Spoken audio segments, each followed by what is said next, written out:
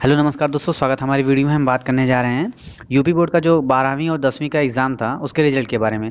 जैसा कि आप जानते हैं कि जो रिजल्ट था वो 30 मई को आने वाला था।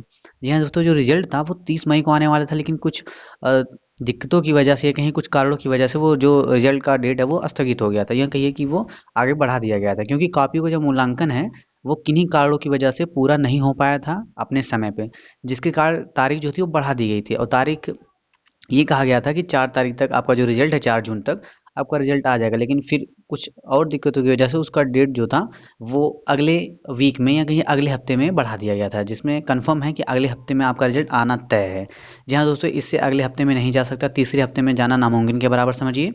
या कुछ तकनीकी प्रॉब्लम आ जाती है तो शायद हो सकता है, लेकिन सरकार की तरफ से अगर बस मैनुअल है उस तरह से, तो वो रिजल्ट आपका 10 तारीख तक आना तय है। जी हाँ दोस्तों, अगर सर्वर क्रैश नहीं हुआ या कोई, वही कह रहा हूँ, अगर कोई तकनीकी दिक्कत ना हुई तो आपका 10 तारीख तक रिजल्ट आना तय है। और 8 जून को आपका रिजल्ट आ जाएगा। और बात करते हैं कि इसमें जो पास होने की संभावना है वो कितना है। तो आप इतना जान लीजिए, अगर आपने पेपर में कुछ भी लिखा होगा, कुछ भी का मतलब अगर क्वेश्चन है, अगर आपने उससे रिलेटेड लिखा होगा तो इतना आप जान लीजिए कोई काट नहीं सकता, आप पास होना आपका तय है। अगर आपने कुछ भी ना लिखा होगा तो एग्जामिनर अपने मन से लिख के पेपर में वो नंबर तो देगा नहीं। अगर आपने कुछ भी लिखा होगा तो जाहिर सी बात है मार्क देना ही देना है। अगर आपने कुछ नहीं लिखा तो भाई जाहिर सी बात है वो नंबर नहीं देगा, वो अपने मन से तो लिख के नंबर देगा नहीं। तो इसीलिए जब भी पेपर दें, या मैंने अपने पहले वीडियो में भी बताया है कि आप पेपर में जाएं, अगर आपको कुछ नहीं आता है तो जाहिर सी बात है, अगर आपने एक दिन में पूरा सिलेबस नहीं कवर कर सकते हैं, अगर आप पिछले भी नहीं पढ़े हैं तो जाहिर सी बात है आपको पता होगा कि आप तो 90 या 80% तो गेन करने की शर्त हैं। आपको सिंपल पास होने के लिए पढ़ना है, तो आप एक काम करिए, ऐसे मतलब पूरे जो चैप्टर है ना, अगर हिंदी इंग्लिश का, वो ऐसे की तरह पढ़ डालिए। खैर इसके बारे में बात करेंगे, ज़्यादा लंबे वीडियो हो जाएगा। मैंने पिछले वीडियोज़ में बात की थी पेपर के पहले वाले में कि आपको कैसे पास करना है, अगर आप जब पेपर के 2 से 3 दिन बचा हुआ है सभी एग्ज़ाम्स के। तो यूपी बोर्ड के बारे में बात कर रहा हूँ, कक्षा 10वीं और 12वीं के बारे में।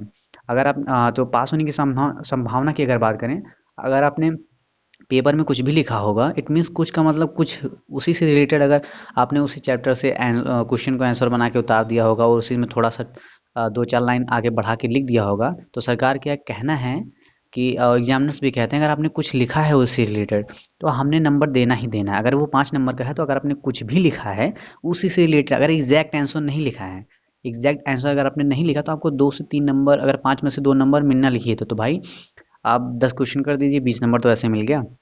70 में से 20 नंबर ऐसे मिल गया, अगर आपको ना आता हो। और ऐसे तो है नहीं कि आपको सारे क्वेश्चंस नहीं आते होंगे, कोई कोई क्वेश्चन तो आता होगा, जैसे पैराग्राफ आ गया, ऐसे आ गया, उससे रिलेटेड चीज़ें होती हैं, उसमें आपको नंबर दिया जाता है। अगर 10 का है तो 8 और 7 मिलना तय है, अगर आपने उसी हिसाब से आपने वो जो 300 वर्ड 400 वर्ड को अगर आपने पूरा किया होगा तो आपको नंबर मिलता है। तो भाई ऐसे 30 से 35 कहिए 40 प्लस हो जाएगा, और सभी सब्जेक्ट में ऐसे मिलेगा। और बाकी जो 30% आपका स्कूल से मिलता है प्रैक्टिकल्स का मिला के, जी हाँ दोस्तों, 30% यहाँ से 30% वहाँ से, तो टोटल हो गया 60%। इट मीन्स फर्स्ट डिवीजन से आप पास हैं।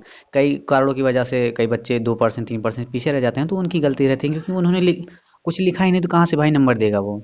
तो आप इतना निश्चिंत रहिए, अगर आपने कुछ भी लिखा होगा तो आप पास होना तय है। अगर नहीं लिखा है फिर इसके बारे में निश्चिंत हो जाइए कि आप लक है भाई, अगर पास होंगे तो अच्छी बात है। मैं शुभकामना दूंगा भाई आप लोग की, आप पास हों, जरूर हों।